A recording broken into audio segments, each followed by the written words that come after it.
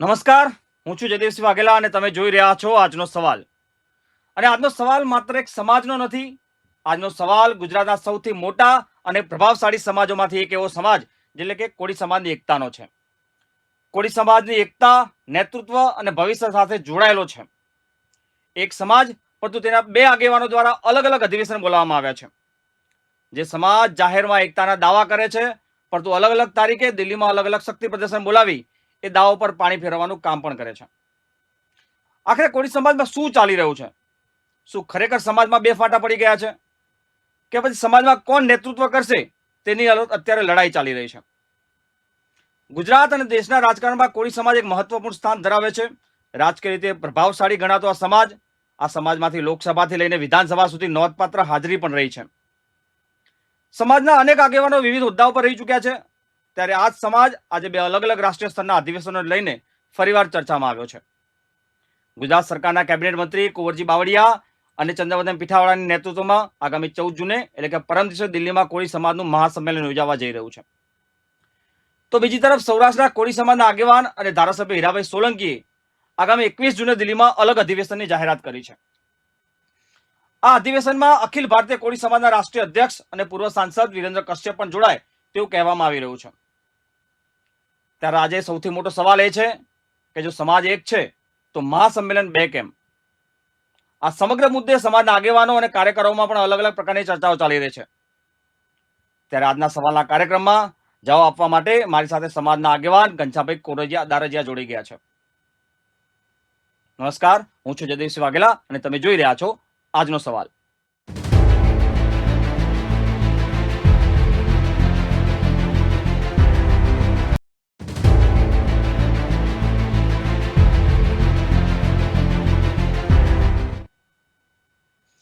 ઘનશ્યામભાઈ, VR લાઈવમાં આપનું હાર્દિક સ્વાગત છે. નમસ્કાર.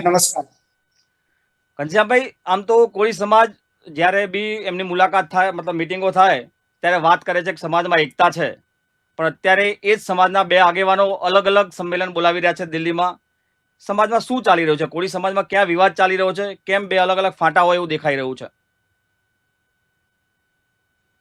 આજની તારીખે અમારા આખા સમાજની અંદર, સમગ્ર ભારતની અંદર જે 14 જૂન અને 21 જૂનનું જે કારોબારી સંમેલન બોલાવવા જ્યારે બંને રાષ્ટ્રીય અધ્યક્ષો જ્યારે જઈ રહ્યા છે, ત્યારે આજની યુવા પેઢી અને આજનો જે સમજુ વર્ગ અમારા સમાજની અંદર જે છે એ ખરેખર અવઢવમાં છે કે ખરેખર દેશના અમારા સમાજના વરિષ્ઠ નેતાઓ જ્યારે સમજૂતી ન કરી શકતા હોય તો આવનારી પેઢીના યુવાનોને શું સંસ્કાર આપશે, શું સમજ આપશે?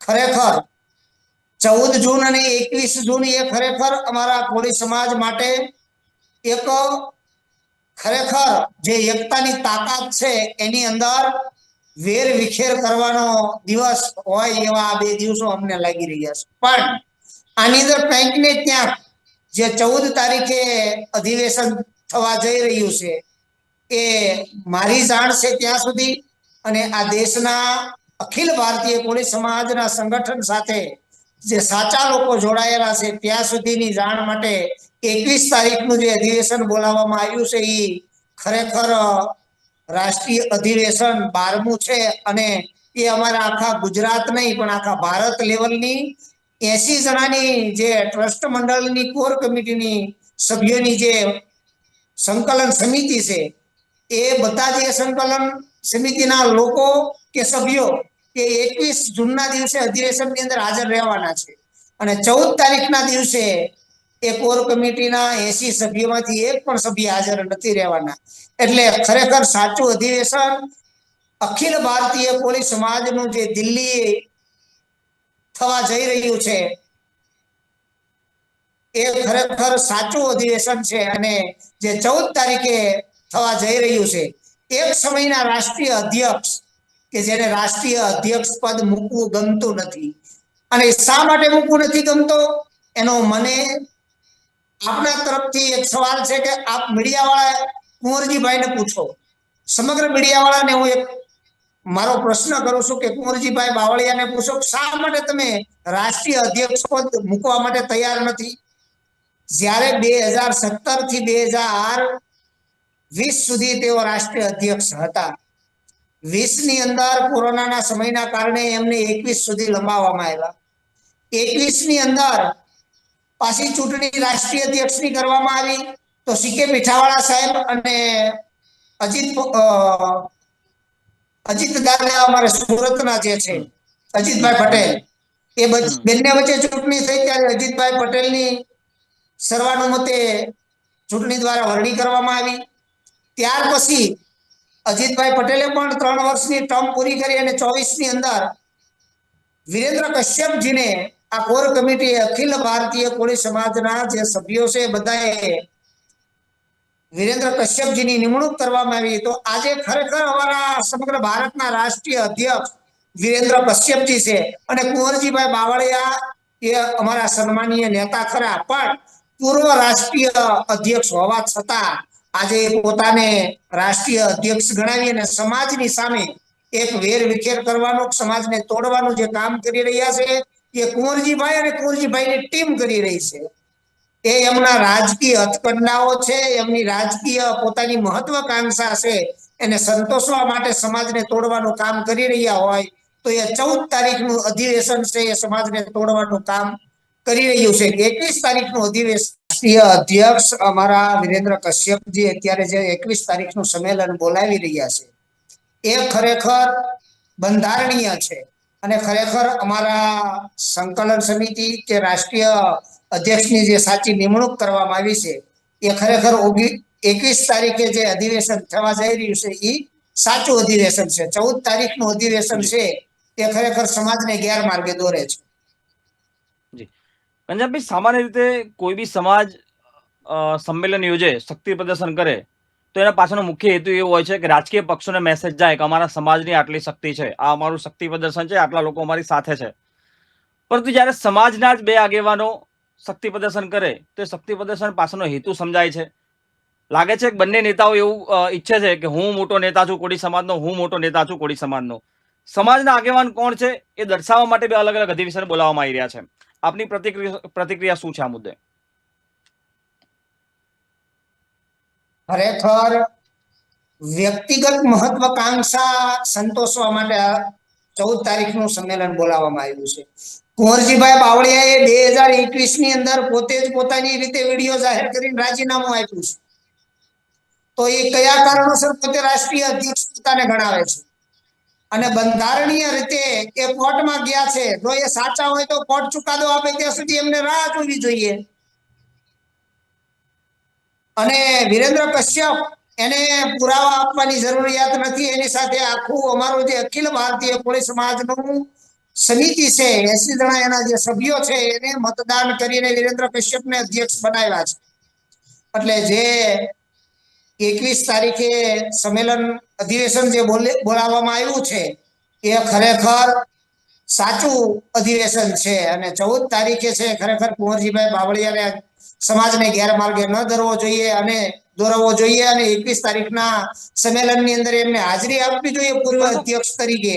અને આજે અમારો સમાજ પૂર્વ અધ્યક્ષ તરીકે કુંવરજી બાવળિયાને સન્માનિત કરે છે.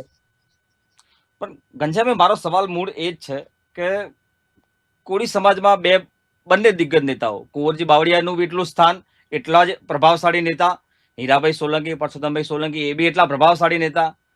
બંને અલગ અલગ સંમેલન બોલાવવાથી તમને નથી લાગતું સમાજમાં બે ફાટા પડી જશે? આનાથી સમાજની એકતા પર આખો એક પ્રહાર થઈ શકે એવી શક્યતાઓ છે.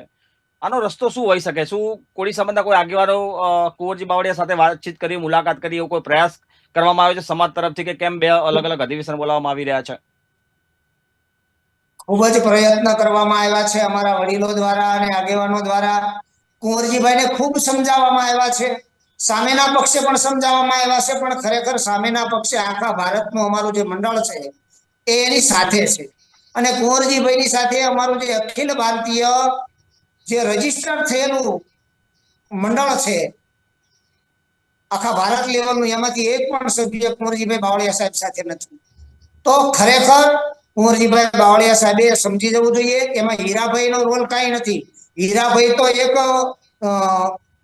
વિરેન્દ્ર કશ્યપજીએ ગુજરાતના અધ્યક્ષ નિમેલા છે તો હીરાભાઈની ફરજ બને છે કે આખા ભારતના કોળી સમાજના આગેવાનો જ્યારે દિલ્હીની અંદર ભેળા થતા હોય તો ગુજરાત પ્રદેશના અધ્યક્ષ તરીકે હીરાભાઈ સોલંકીએ સમાજને આહવાન કરવું રહ્યું અને સમાજને દિલ્હી ખાતે જે અધિવેશન મળવા જઈ રહ્યું છે એમાં સૌ સમાજને આમંત્રણ આપવું એ હીરાભાઈની ફરજ છે.